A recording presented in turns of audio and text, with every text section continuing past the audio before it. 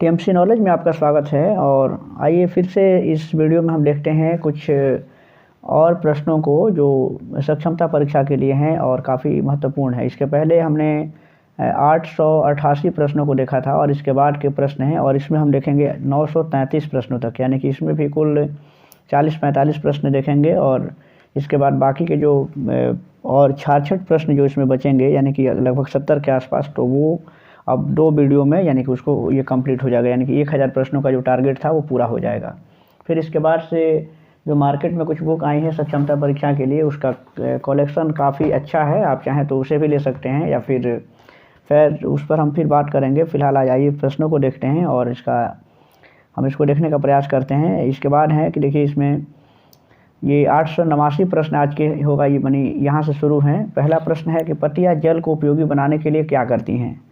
पत्तियाँ जल को उपयोगी बनाने के लिए क्या करती हैं? देखिए, भोजन, वाष्पोत्सर्जन, ऑक्सीजन या फिर सभी। तो इसके लिए क्या है कि इसमें पत्तियाँ जल को उपयोगी बनाने के लिए क्या करती हैं, तो जल को उपयोगी बनाने के लिए पत्तियाँ जो हैं वो यानी कि भोजन, वाष्पोत्सर्जन और ऑक्सीजन, ये सभी जो है कि ये मतलब सभी में उसका यूज करती हैं जल को उपयोगी बनाने के लिए। पत्तियाँ भोजन बनाती हैं, यानी कि पौधे जब अपना भोजन बनाते हैं तो आप जानते हैं कि पत्तियाँ उसमें महत्वपूर्ण भूमिका निभाती हैं, और पत्तियों को यानी कि पौधों का खाद्य फैक्ट्री भी कहा जाता है। वाष्पोत्सर्जन के लिए भी होता है और ऑक्सीजन के लिए भी ये पत्तियाँ ही उपयोगी होती हैं। नेक्स्ट इसके बाद है कि जल की बूंदें पत्तियों से जलवाष्प के रूप में निकलती हैं, इस क्रिया को क्या कहते हैं? तो इस क्रिया को कहा जाता है, यानी कि ये वाष्पोत्सर्जन होता है, यानी कि जल की बूंदें जो है पत्तियों से, यानी कि सूर्य का प्रकाश जब पड़ता है पत्तियों पर, तो पत्तियों में जो जल की बूंदें होती हैं वो जलवाष्प बन करके यानी कि जलवाष्प के रूप में बाहर निकलती हैं, और इसे वाष्पोत्सर्जन कहते हैं। प्रकाश संश्लेषण की क्रिया भी पत्तियों के द्वारा ही होती हैं, और जिससे पौधे अपना भोजन बनाते हैं। इसके बाद है कि फूल का नर भाग क्या कहलाता है? क्योंकि हम जानते हैं कि फूल में नर और मादा 2 भाग होते हैं, तो फूल का नर भाग क्या कहलाता है? ये 891वां प्रश्न है। सही जवाब है उसे फूल के नर भाग को हम पुंकेसर के नाम से जानते हैं, जबकि जो स्त्री केसर होता है ये फूल का मादा भाग होता है। देखिए आगे के प्रश्न में है भी, फूल का मादा भाग क्या कहलाता है, तो उसे क्या कहते हैं, देख लीजिए। उसे हम जयांक भी कहते हैं, यानी कि मादा भाग जो है। नेक्स्ट इसका प्रश्न है कि ऐसा फूल जिसमें केवल एक पुंकेसर होते हैं क्या कहलाते हैं?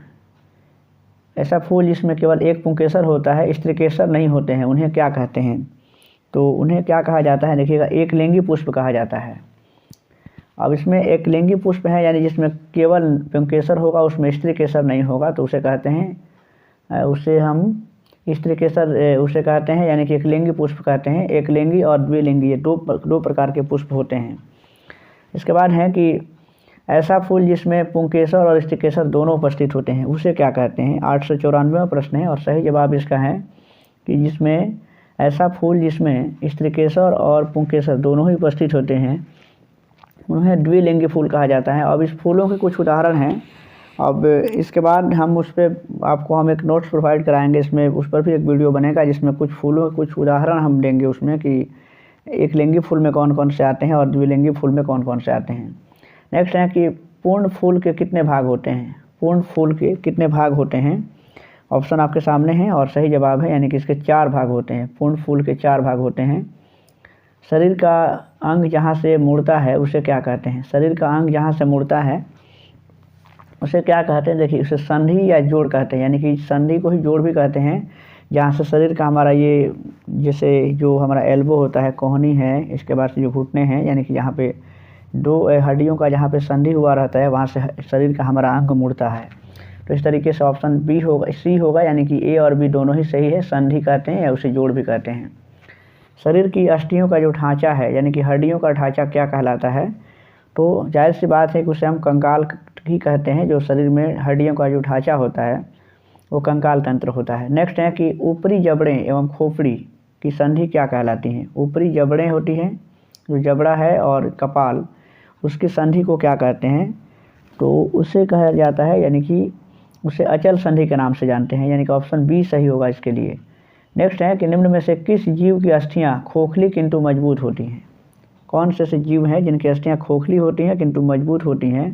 ऑप्शन बी होगा, यानी कि पक्षियों की जो अस्थियाँ होती हैं खोखली लेकिन मजबूत होती हैं। इसके बाद है कि निम्न में से कौन सा जीव मिट्टी खाता है। मिट्टी खाने वाला जीव कौन सा है? केंचुआ है जो मिट्टी खाता है, और केंचुआ किसानों का मित्र भी होता है जो किसानों के लिए काफ़ी फ़ायदे पहुंचाता है। इसके बाद है कि देखिए, धारा रेखीय शरीर किसका होता है? धारा रेखीय शरीर किसका होता है देख लीजिए, और सही जवाब है यानी कि मछलियों का जो शरीर होता है वो धारा रेखीय होता है, और इससे क्या होता है कि मछलियाँ पानी में सीधे यानी कि चलती हैं। नेक्स्ट है कि हमें श्वास लेने में कहाँ कठिनाई होती है? कौन सा ऐसा क्षेत्र है जहाँ पर श्वास हम नहीं ले सकते हैं, यानी कि हमें दिक्कत होगी? सही जवाब है कि पर्वतीय क्षेत्रों में श्वास लेने में दिक्कत होती है, और हम जानते हैं कि जैसे पर्वतीय क्षेत्रों में जब चूँकि ज़्यादा ऊंचाई पर होते हैं, और जैसे जैसे हम ऊंचाई पर होते हैं हमें क्या होता है कि सांस लेने में कठिनाई होती है। नेक्स्ट है कि घास स्थल अथवा वनों का शक्तिशाली जंतु कौन है? घास स्थल में या वनों का शक्तिशाली जंतु कौन है? आप ऑप्शन देख सकते हैं। ऑप्शन है यानी कि इसमें बी जो है ये शेर। आप जानते हैं कि शेर जंगल का राजा भी होता है, तो ये जंगल का या वनों का सबसे शक्तिशाली जंतु है। जलकुंभी ये कहाँ पाया जाता है? जलकुंभी कहाँ पाया जाता है? जाहिर सी बात है कि जलकुंभी नाम ही है, यानी कि जल में होता है। जलाशयों में अक्सर हम देखते हैं कि तालाब में या जलाशयों में जल के ऊपर पूरा जो है कि जलकुंभी दिखाई देता है, यानी कि वो पूरा उसको एक तरीके से घेर लेता है। नेक्स्ट इसका है कि एसआई मात्रक में लंबाई का मात्रक क्या होता है? एसआई मात्रक जो होता है यानी कि एसआई यानी कि इंटरनेशनल सिस्टम ऑफ यूनिट है, तो इसका लंबाई का मात्रक क्या होता है? तो एसआई मात्रक में लंबाई को हम मीटर में मापते हैं, यानी कि ऑप्शन इसका सी होगा। नेक्स्ट है कि आप अपने घर से विद्यालय जाने में 1 किलोमीटर की दूरी तय करते हैं। इस 1 किलोमीटर में कितने मीटर होते हैं? 1 किलोमीटर में कितने मीटर होते हैं? यानी कि 1 किलोमीटर में कुल 1000 मीटर होते हैं। और इसके बाद है कि गतिशील वस्तु का उदाहरण कौन नहीं है? इनमें से कौन सा वस्तु है जो गतिशील का यानी कि गतिशील वस्तु का उदाहरण नहीं है? तो आप ऑप्शन देखिए, इसका सही जवाब क्या होगा? यानी कि जो चिड़िया उड़ रही हैं उसमें भी तो गति होती है, चींटी की गति भी, इसमें घड़ी की सुई, ये सभी जो है कि चलती रहती हैं, यानी कि गतिशील वस्तुओं का उदाहरण हो सकता है। लेकिन जो पेड़ पर जो बैठी चिड़िया है उसमें गति नहीं है, और वो गतिशील वस्तु का उदाहरण नहीं है। आवर्ती गति आप देख सकते हैं। आवर्ती गति यानी कि एक निश्चित समय अंतराल के बाद जो बार बार दोहराई जाती हैं उससे हम आवर्ती गति का उदाहरण मान सकते हैं। जैसे घड़ी की सुइयों का चलना भी एक तरीके से आवर्ती गति का उदाहरण है। आवर्ती जो शब्द हैं, आवर्ती घटनाएं जो एक निश्चित समय पर बार बार दोहराई जाती हैं उसे हम आवर्ती घटना कहते हैं। आवर्ती गति की बात कर रहे हैं, यानी कि जो देख लीजिए इसमें झूला झूलते बच्चे की गति। जब झूले पर कोई बच्चा अगर झूल रहा है यानी कि एक निश्चित समय के बाद वो एक निश्चित पथ को दोहरा रहा है, यानी कि उसकी गति, ये आवर्त गति का उदाहरण है।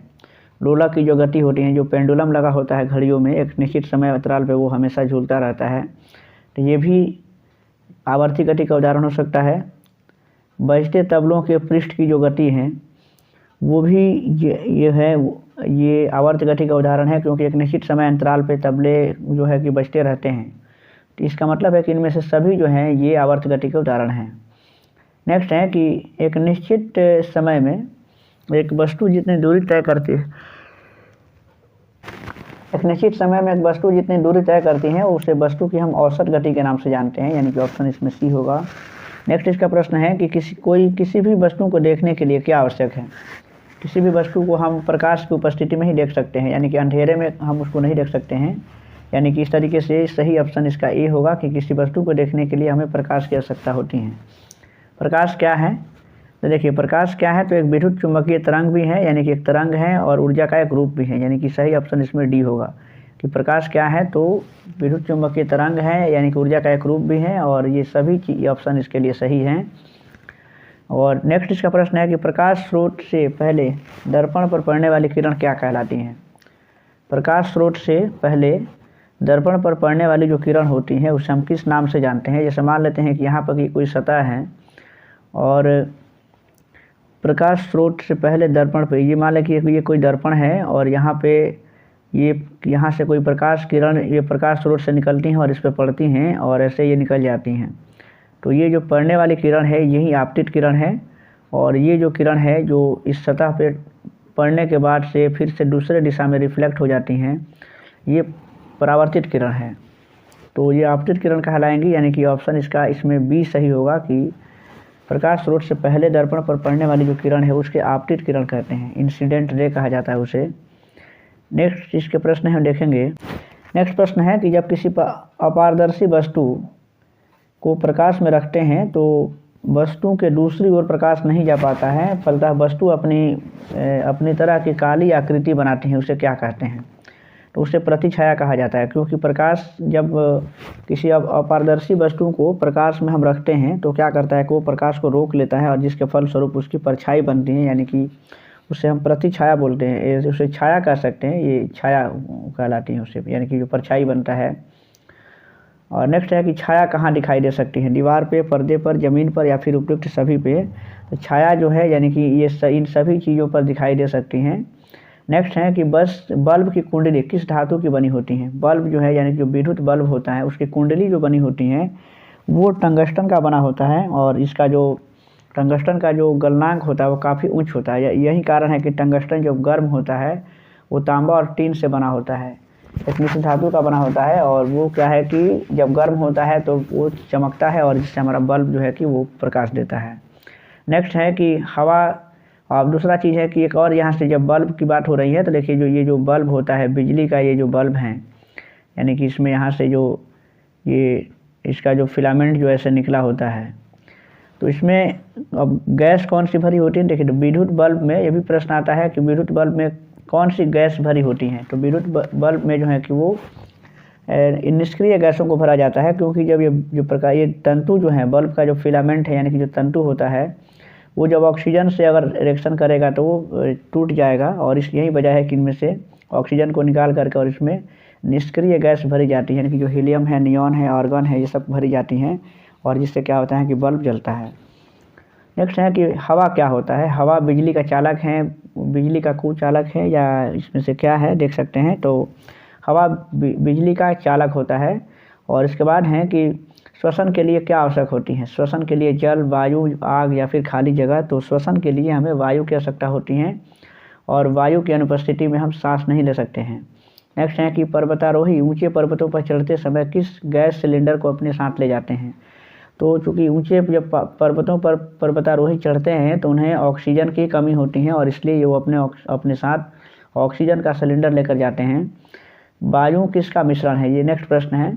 वायु मिश्रण होता है किसका? तो आमतौर पे जो वायु होगा यानी कि जो वो गैसों का, जलवाष्प का और धूल कणों का, इन सभी का मिश्रण होता है, और इसमें बहुत सी गैसें होती हैं। नेक्स्ट है कि मोमबत्ती का जलना वायु में उपस्थित किस गैस के कारण संभव हो जाता है? किसी भी पदार्थ को जब हम जलाएंगे, वो चाहे मोमबत्ती हो या लकड़ी हो या कुछ भी जलाएंगे अगर, तो उसके लिए ऑक्सीजन की आवश्यकता होगी। ऑक्सीजन की उपस्थिति में ही हम किसी वस्तु को जला सकते हैं या किसी वस्तु का दहन होता है। ऑक्सीजन की अनुपस्थिति में हम किसी भी पदार्थ को नहीं जला सकते हैं। इसके बाद है कि चूना जल में फूंकने पर इसका रंग दूधिया रंग में बदलना किस गैस के कारण होता है? तो चूना जल में जब हम फूंकते हैं यानी कि कार्बन डाइऑक्साइड के कारण होता है कि चूना का जो जल होता है वो बिल्कुल ही दूधिया हो जाता है। और नेक्स्ट है कि लार यानी कि मंड को किस में बदलता है? लार मंड को यानी कि स्टॉर्च को किस में बदलता है? तो ये आप देख सकते हैं, और इसका सही जवाब होगा कि लार मंड को बदलता है, और वो किस में यानी कि ग्लूकोज में बदल देता है। इसके बाद है यहाँ से देखिएगा 927वां प्रश्न होगा इसके बाद कि पीत रस का स्राव कहाँ से होता है? पीत रस जो है ये कहाँ से स्रावित होता है? ऑप्शन आपके सामने है। पीत रस स्रावित होता है यानी कि यकृत से, जो लीवर से ये स्रावित होता है, और यकृत का है तो हमारे शरीर की यानी कि मानव शरीर की सबसे बड़ी ग्रंथि यकृत ही है। इसके बाद है कि वसा का पूर्ण रूपेण पाचन कहाँ होता है? वसा फैट जो होता है उसका पूर्ण रूपेण पाचन कहाँ होता है? तो उसका छोटी आंत में पाचन होता है, यानी कि जिसको। तो इसके बाद है कि जल का अवशोषण मुख्यतः कहाँ होता है? जल का अवशोषण कहाँ होता है? ग्रसिका में, बड़ी आंत में, छोटी आंत में या फिर अमाशय में। तो जल का जो अवशोषण होता है मुख्य रूप से वो बड़ी आंत में होता है। इसके बाद है कि इनमें से कौन मौसम के घटक नहीं है। मौसम के घटक कौन नहीं है? पवन, तापमान, पहाड़। देखिए ये पहाड़ जो है ये मौसम के घटक नहीं है, यानी कि ये मौसम के घटकों में नहीं शामिल किया जाता है। पवन, आर्द्रता और ये तापमान, ये मौसम के प्रमुख घटक हैं। नेक्स्ट है कि उष्णकटिबंधीय क्षेत्र में पाए जाने वाले जंतु कौन है? उष्णकटिबंधीय क्षेत्रों में कौन से जंतु पाए जाते हैं? तो वैसे स्थानों पे हाथी पाया जाता है, यानी कि ऑप्शन इसका डी सही होगा इसमें। इसके बाद है कि ध्रुवीय क्षेत्रों में पाए जाने वाले जंतु कौन है? ध्रुवीय क्षेत्रों में कौन से जंतु पाए जाते हैं? यानी कि इसमें ध्रुवीय भालू जो हैं वो पाए जाते हैं ध्रुवीय क्षेत्रों में। इसके बाद है कि इसका 929वां प्रश्न है कि वैसे जंतु जिसके शरीर पर बालों की 2 मोटी परतें होती हैं वो कहाँ पाए जाते हैं? यानी कि शरीर पर बालों के फर पाए जाते हैं, 2 मोटी परतें पाई जाती हैं बालों के, तो वे उनकी जो उपस्थिति है वो कहाँ पर है और वो कहाँ पाए जाते हैं? तो वे ध्रुवीय क्षेत्रों में पाए जाते हैं। और इसके बाद है कि पवन दिशा सूचक का उपयोग किस में किया जाता है? पवन दिशा सूचक यंत्र जो होता है उसका उपयोग होता है पवन की दिशा को ज्ञात करने के लिए। और इसके बाद के प्रश्न है यानी कि आंधी आने पर क्या करने चाहिए? आंधी आने पर हमें क्या करना चाहिए? यानी कि आप ये आराम से अंदाज़ा लगा सकते हैं कि आंधी आने पर क्या करना चाहिए, कि हमें घर के अंदर में छुप जाना चाहिए। इसके बाद है कि पवन वेग मापी क्या मापता है? पवन वेग मापी, इसके नाम से स्पष्ट है कि ये पवन के वेग को ही मापता होगा, यानी कि इसका सही जवाब ऑप्शन सी है। पवन वेग मापी मापता है, यानी कि एनोमो, ये जो दिया है यहाँ पे एनीमोमीटर, तो इसके हिसाब से यानी कि प्रश्न है कि पवन का वेग किससे मापा जाता है? प्रश्न में कुछ अशुद्धि दिख रहा है कि पवन वेग मापी मापता है, तो पवन का वेग, प्रश्न होना चाहिए कि पवन का वेग किससे मापा जाता है? यानी कि जो एनीमोमीटर होता है उसे हम पवनों की गति को या उसके वेग को मापते हैं। तो इसके बाद है कि इसके आज का ये प्रश्न है, आज के आखिरी के ये प्रश्न होगा आज का कि इस वीडियो के लिए कि निम्नलिखित में से कौन सा सरल रेखीय गति का उदाहरण है? सरल रेखीय गति का उदाहरण इनमें से कौन है जो सरल रेखा पे गति करता है? तो देखिए इसमें झूले में बच्चे की जो गति है वो आवर्त गति का उदाहरण है। और इसके बाद है कि विद्युत पंखे की गति वो क्या है? वो एक वृत्तीय पथ पे, चूँकि पंखा जो होता है वो गोलाकार यानी कि एक ही पथ पे, वृत्तीय पथ पे वो गति करता रहता है, उसकी गति जो है वो वृत्तीय है।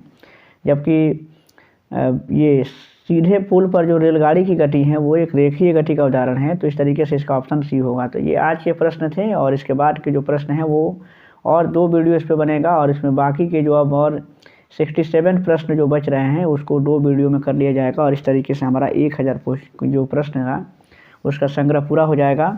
और इसके बाद हम आपके लिए लेकर आएंगे यानी कि सक्षमता परीक्षा से संबंधित कुछ और भी मटेरियल हैं जो मार्केट में, ये गाइड भी उसका आ चुका है, आप चाहें तो उसको ले सकते हैं और आप भी अपने स्तर से उसको देखें और इसके बारी बारी से उन सभी टॉपिक्स पे बात किया जाएगा।